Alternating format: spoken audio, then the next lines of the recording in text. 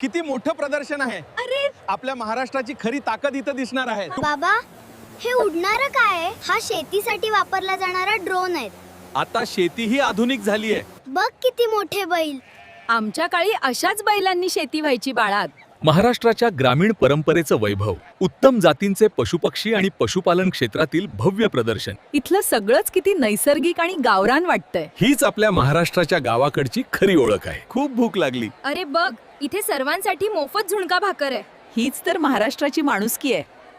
पुरंदर कृषी एक्स्पो 2026 मध्ये सर्व नागरिकांसाठी मोफत झुणका भाकर भोजन व्यवस्था.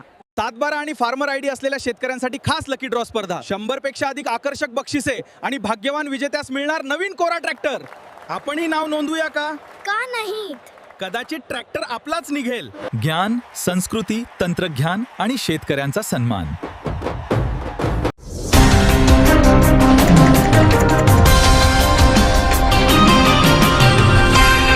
संध्या लाईव्ह, आवाज महाराष्ट्राचा.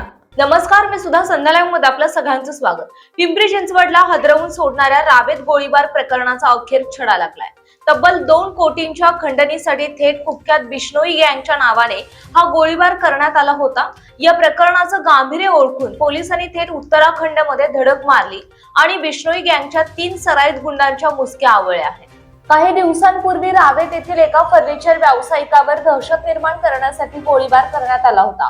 एवढंच नाही तर या जीवघेण्या हल्ल्यानंतर आरोपींनी थेट सोशल मीडियावर पोस्ट टाकत गोळीबाराची जबाबदारी स्वीकारली आणि बिश्नोई गँगच्या नावाने 2 कोटींची खंडणी मागितली.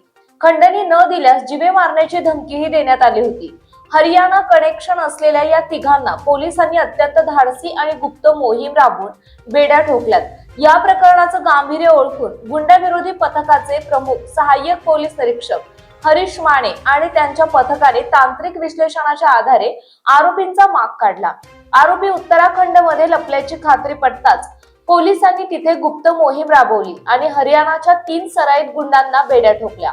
हे तिघेही कुख्यात आराजू बिश्नोईच्या थेट संपर्कात होते. बुधवारी रात्री उशिरा या आरोपींना पुण्यात आणण्यात आलं असून पोलीस आता या प्रकरणाचा पुढील तपास करतायत. ताज्या आणि महत्त्वपूर्ण बातम्या पाहण्यासाठी आजच आमच्या संध्या लाईव्ह न्यूज चॅनलला YouTube वर सबस्क्राईब करा आणि बेल आयकॉन प्रेस करा.